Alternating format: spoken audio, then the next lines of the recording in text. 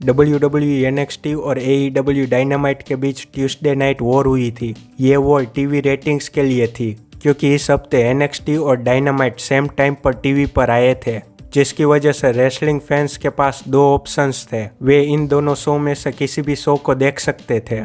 इसलिए दोनों कंपनीज ने अपने शो को अच्छा बनाने की कोशिश की। डायनामाइट ने 3 टाइटल मैचेस और एडम कोपलैंड का डेब्यूट मैच रखा, तो दूसरी तरफ NXT ने John Cena, Cody Rhodes, LA Knight, Asuka, Paul Heyman और अंडरटेकर जैसे बड़े स्टार्स को शो में दिखाया। ऐसे बड़े नामों को देखकर आप कहोगे कि क्या NXT को ये करने की जरूरत थी? तो हाँ, उनको ये करने की जरूरत थी। इसके पीछे ये कारण है कि AEW डायनामाइट इस हफ्ते ट्यूसडे में रखा गया था। इससे पहले वो वेडनेसडे को होता था और WWE NXT 7 अप्रैल 2021 से पहले वेडनेसडे को होता था। इसलिए 2019 से 2021 तक दोनों शो के बीच वेडनेसडे नाइट वॉर चली, जिसमें AEW डायनामाइट की रेटिंग्स WWE NXT से ज्यादा होने की वजह से इस वॉर में वे आगे थे, जिससे 7 अप्रैल 2021 के बाद WWE ने NXT को वेडनेसडे नाइट से ट्यूसडे नाइट कर दिया। इसके बाद ट्रिपल एच से एक इंटरव्यू में पूछा गया था कि डायनामाइट ने NXT को रेटिंग्स में हरा दिया, उन पर उनका क्या कहना है।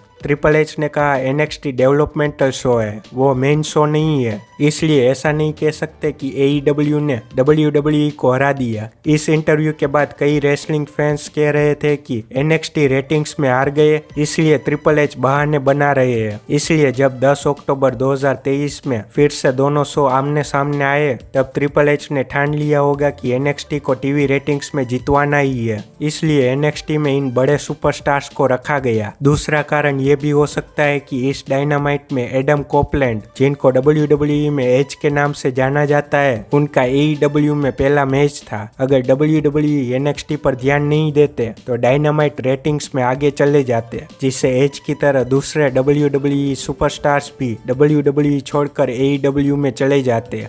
ऐसा ना हो, इसलिए ट्रिपल एच ने NXT को इतना अच्छा बनाया कि वे टीवी रेटिंग्स में जीत जाए। शायद इन्हीं कारणों की वजह से NXT में मेन रोस्टर से सुपरस्टार्स बुलाए गए। NXT में Cody Rhodes special general manager बने। डोमिनिक मिस्टीरियो और इलिया ड्रैगनोव के मैच में LA night special guest referee बने। आस्का और रोक्सेन परेस के बीच मैच हुआ, जिसमें शॉर्ट्स कमेंट्री टेबल पर होते हैं। कार्मेलो हेयस और ब्रॉन ब्रेकर के मैच में जॉन सीना कार्मेलो हेयस की साइड पर थे और पॉल हेमन ब्रॉन ब्रेकर की साइड पर थे। मैच में सोलो सिकोआ भी आते हैं और मैच के बाद अंडरटेकर आकर ब्रॉन ब्रेकर को चोक स्लैम मारते हैं। अब बात करते हैं डायनामाइट की, जिसमें एडी किंगस्टन ने मिनोरू सुजुकी को हराकर रिंग ऑफ ऑनर और new Japan pro wrestling championship defend करी। पावर हाउस होप्स ने क्रिस जेरिको को हराया। ऑरेंज कैसिडी ने रे फिनिक्स को हराकर इंटरनेशनल चैंपियनशिप जीती। हिकारू सीडा ने सराया को हराकर वुमेन्स वर्ल्ड चैंपियनशिप जीती और मेन इवेंट में एडम कोपलैंड ने लुचासोरस को हराया। दोनों शो अच्छे थे, लेकिन मुझे अगर इनमें से एक शो देखना हो तो मैं NXT देखूंगा, क्योंकि मुझे रेसलिंग में स्टोरी एस्पेक्ट देखना अच्छा लगता है। मुझे अगर स्टोरी पसंद आती है तो मैं मैच को लेके ज्यादा एक्साइटेड होता हूँ, क्योंकि मेरे हिसाब से दो रेसलर मैच क्यों कर रहे हैं उसके पीछे एक अच्छा रीजन होना चाहिए, और WWE अच्छी स्टोरीज दिखाते हैं। इसका मतलब ये नहीं है कि AEW में मैच के पीछे स्टोरी नहीं होती। मैं सिर्फ ये कह रहा हूँ कि मुझे WWE की स्टोरी टेलिंग AEW से ज्यादा अच्छी लगती है। अब बात करते हैं इस ट्यूसडे नाइट वॉर को किसने जीता। टीवी रेटिंग्स के मुताबिक NXT इस हफ्ते विनर बने।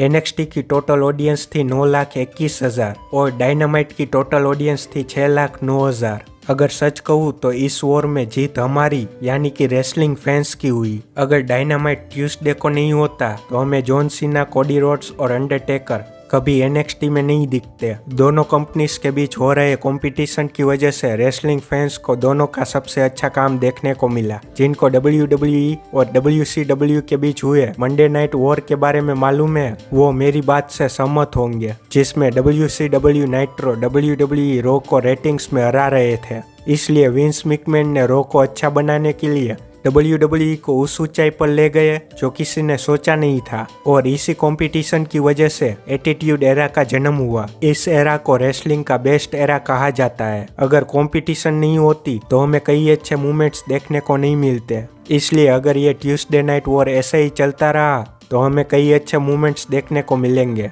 आपका क्या कहना है कमेंट में जरूर बताइए।